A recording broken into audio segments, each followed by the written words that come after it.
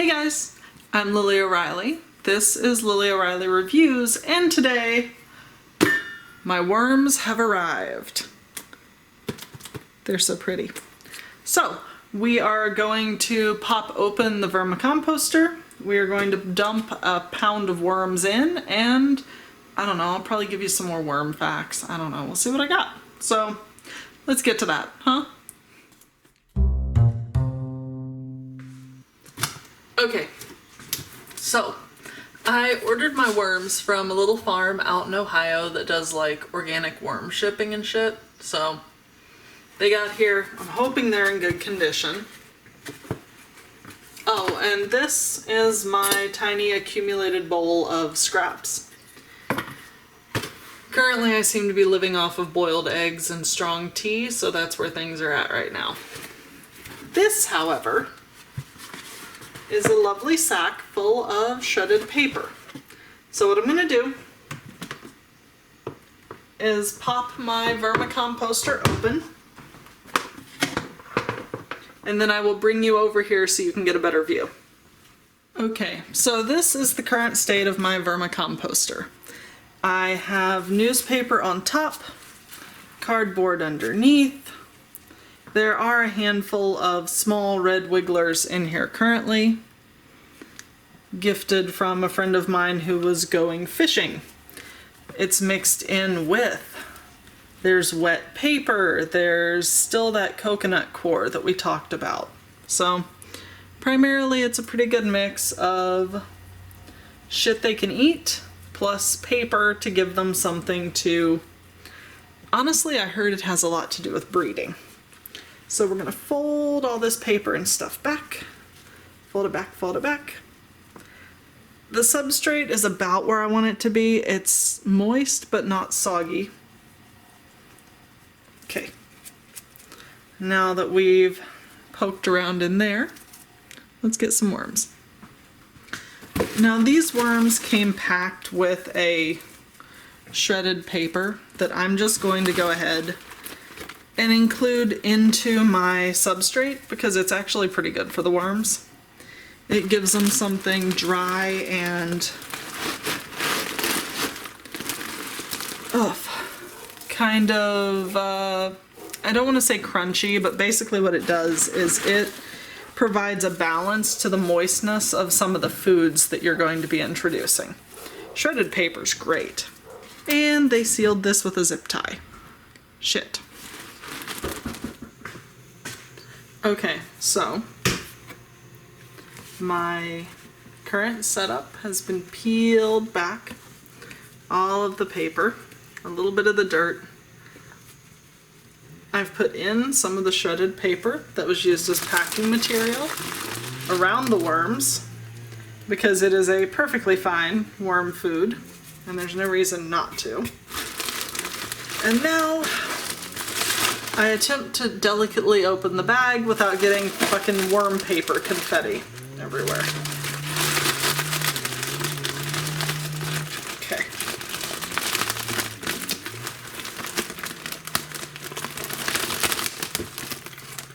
There are a couple worms sticking to the outside that I'm delicately rescuing. No clue how you guys got there, but I'm going to give you the best chance at surviving this. And now we open the bag. Holy shit. Okay, so I'm gonna pivot the camera around. Inside this bag is a giant writhing mass of dirt and worms. It is absolutely beautiful. And I am actually going to make an executive decision here to pull out my entire top layer from the Vermicomposter and just dump these worms in, and then I'll layer it back on top. So give me a minute because I gotta find something to put it in.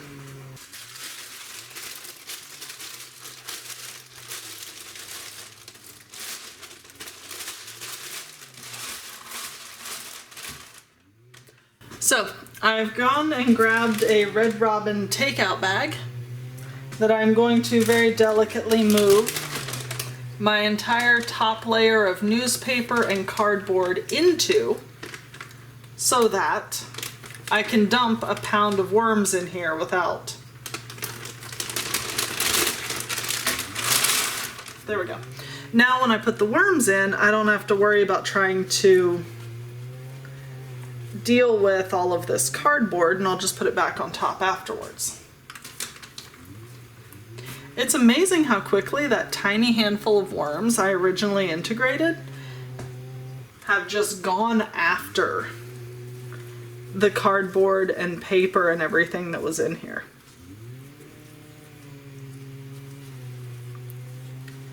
Ah yes, more cardboard.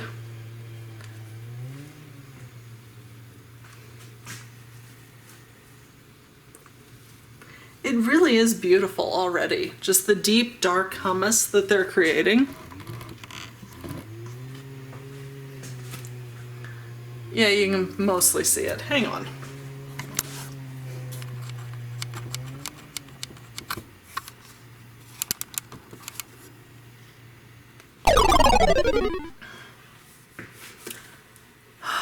So, I just recorded the whole worms entering the Vermicomposter sequence without hitting the record button.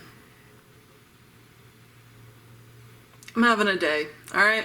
So I'm gonna crack this little bugger open again just so you can see the pound of worms that's hanging out in there. So, lid comes off. Glove goes on because I don't like touching it. I'm a very fastidious person, so I keep these gloves around the house and have for years for things like this and terrarium maintenance. But, okay, so we're gonna do this like in reverse, I fucking guess. Top layer is newsprint. Underneath that is a hot box pizza cardboard that the humidity is breaking down. Oof. Beneath that is scraps of unbleached paper and cardboard, also to give them something to eat and to hold the humidity in. Beneath all of this, because I was being very conscientious when I covered them up, is my giant, like, pound of worms. Because I just dumped them in as a huge mass. You can kind of see them here. Their bedding was a bit dry when they arrived, and they seemed a little, like, listless. So I sprayed them down with unchlorinated, dechlorinated tap water, just to give them kind of a boost.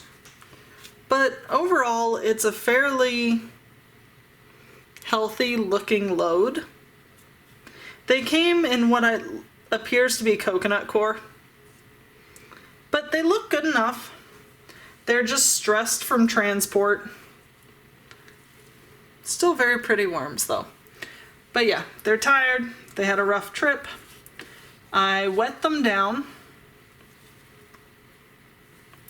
to give them a boost, and then I'm just going to cover them up and give them a nice long rest. And I'm talking like, I'm not gonna open this lid again for 3 or 4 days because there's already some food mixed into the substrate. So like this. You can kind of see it, the pasty looking stuff. So I've been collecting food in my little bowl and running it through a blender. And then I was mixing little pods of it into the dirt for the microorganisms to start eating, because worms don't have teeth.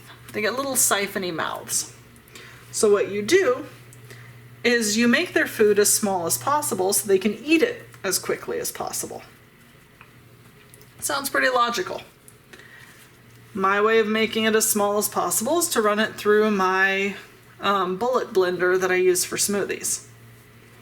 It's not like, I'm not endorsing their brand, it's just the blender I've got. And so, what I've actually been doing is, as I wound up with too much food, because it's quarantine, I'm cooking a lot more than I usually do. And as I wound up with more food, I would just put it in the freezer after I blended it. So they have meal prep for fucking days. I'm trying to see if I can find you a huge handful of them like I did the first time. Because when I dumped them out of the... There we go. Giant writhing handful of worms. They're gorgeous.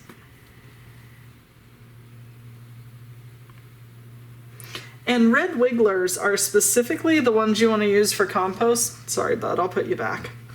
Because they're what's called detritivores. They live up at the surface, and their whole thing is they eat stuff that falls to the ground, which is why they're so good for compost. Now, when you're putting food in, dig a little trench in your dirt, put your food in, put a little bit of dirt on top of it, because fruit flies are really dumb, and if you cover it with dirt, they can't find it, which is great. Now, sadly, since all of my original footage was lost, that's it for the day.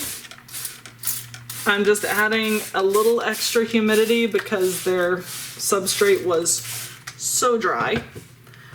And now I'm gonna put the lid on and give them the whole weekend to get their shit together. And like, depending on how their weekend has gone, I may or may not add an additional tray on top with additional coconut core, because they're up at the top limits of their tray, given the pound of worms that just went in.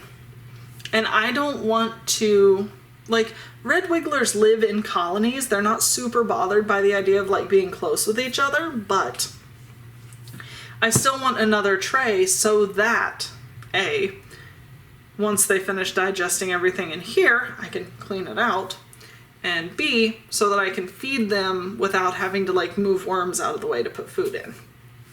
So yeah, that's the plan. I will, as always, update when I have more info, but for now, that's all we got. And it's all good, and I will talk to you guys later. Bye!